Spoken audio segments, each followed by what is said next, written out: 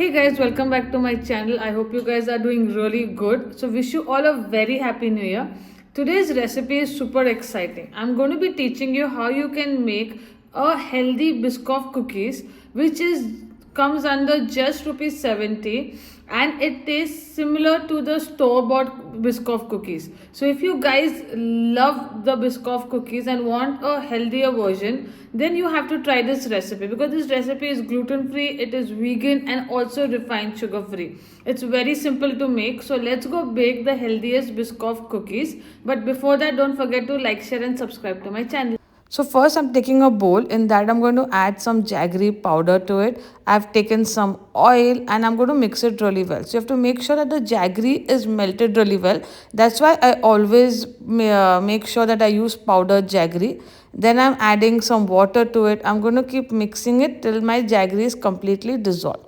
Then after that, I'm going to add the dry ingredients. So here I am using to make it gluten free is rice flour. I've added some corn flour and I have also used is red rice flour, but you can use brown rice flour and some cinnamon powder. So brown or red rice flour gives a very good texture in gluten free baking. Then I've added some baking powder, a little bit of salt. So I'm going to mix this really well till a nice smooth dough is formed.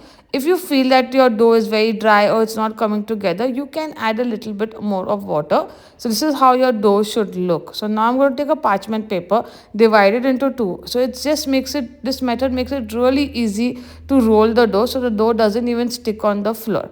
So now you can just, I'm going to roll the batter. Just make sure the cookie dough is not very thin. You need 1/4 of thickness to it. So keep rolling it and make sure that it is evenly rolled.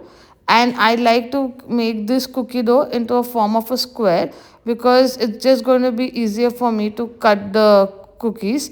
So you can even use a circle cookie cutter. I have used a pizza cutter, or you can use a scale to cut it evenly. So once that, if you feel that your dough is very sticky, just put it in the fridge for some time, like half an hour is fine.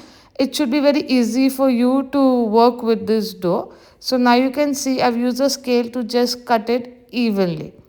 So I made sure that all the cookies are in in the equal shape and size. And this one I'm going to bake it at 180 degrees for 10 to 12 minutes. Again, if you feel it's very sticky, then just keep it in the fridge. Now I'm going to transfer this dough on my cookie tray. I've added a parchment paper. The best part of using parchment paper is the cookie will not get stuck to the tray. You can use a silicone mat, that is also fine. So once I've added all my cookies, I've used an embosser. I've written Biscoff on it. So it just looks like a stamp. And you can use this embosser for any other cookies that you feel like. And now we're putting it for baking. And you can see these cookies are ready. They taste amazing and they're super easy to make. So I hope you love the recipe.